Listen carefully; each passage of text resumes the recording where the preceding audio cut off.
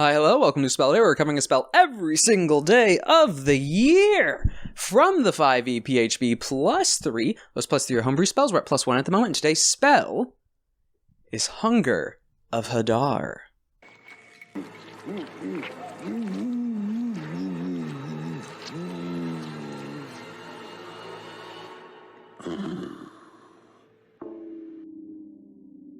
Third level Conjuration, casting time of 1 action, range of 150 feet, components verbal somatic material, a pickled octopus tentacle.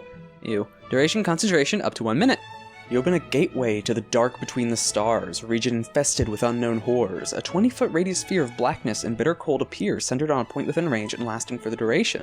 This void is filled with a cacophony of soft whispers and slurping noises that can be heard up to 30 feet away. No light, magical or otherwise, can illuminate the area, and creatures fully within the area are blinded. The void creates a warp in the fabric of space, and the area is difficult terrain. Any creature that starts its turn in the area takes 2d6 cold damage. Any creature that ends its turn in the area must succeed on a dexterity saving throw or take 2d6 acid damage as milky, otherworldly tentacles rub against it.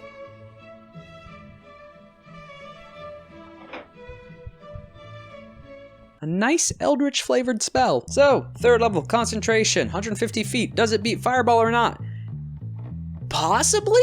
I mean, with any spell choice, depends what you're going for, but if we're just talking the damage category, because it's additional, a third level spell, 150-foot range, 20-foot radius, things are lining up, because theoretically, it lasts for a full minute, and with how the damage stacks up, they only need to stay two turns to take the damage of Fireball. Well, they'd also have to fail 2 saves, the 2 dex saves. Every turn, at the start of your turn, 2d6 cold damage, and that one's guaranteed, and then at the end of your turn, make a dex save, and then take 2d6 acid. But again, 2 turns, that's already 8d6 against a target within the area. Sure, divided between 2 saves, so not as worth, but it's the fact it lasts a minute. They're blind in there as well, you can exploit that. It also can block cover that you're running from. I've seen this used in a chase in like an alleyway or a sewer to then also block line of sight for the players so they can get away. And then the difficult terrain on top of it. That's a 20-foot radius area of difficult terrain. That's a big area. Especially if you have in a choke point or a hallway where they need to head one direction, it's either slowly crawling through an empty void of space with some eldritch monstrosity and darkness, and again, 30 foot out, you don't hear anything past 30 feet past it. When you're within 30 feet, all of a sudden you hear the slurping noises from the inside.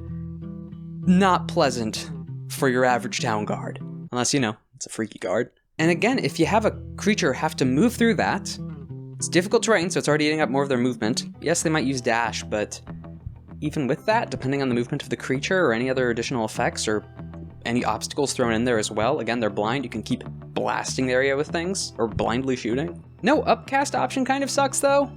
Fireball you can at least upcast. But no, this is more an area control mixed with damage. And decent damage, okay, well not decent, okay damage.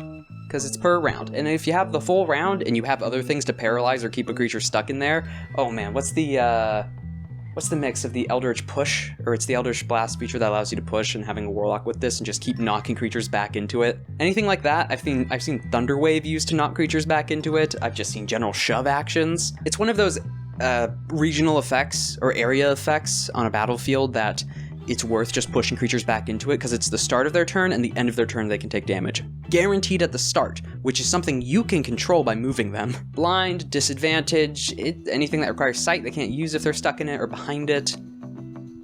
It's actually not that bad. No upcast kind of hurts this though. If you're going for an Eldritch theme, it's great. Same thing with the previous Hadar spell. 5 out of 10.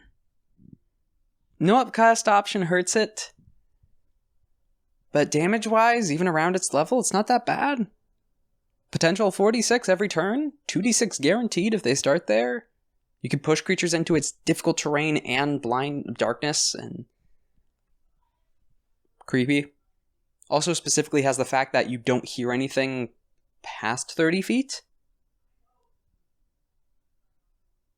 So you don't hear the weird slurping tentacles from super far away, where you might hear a fireball explosion from super far away.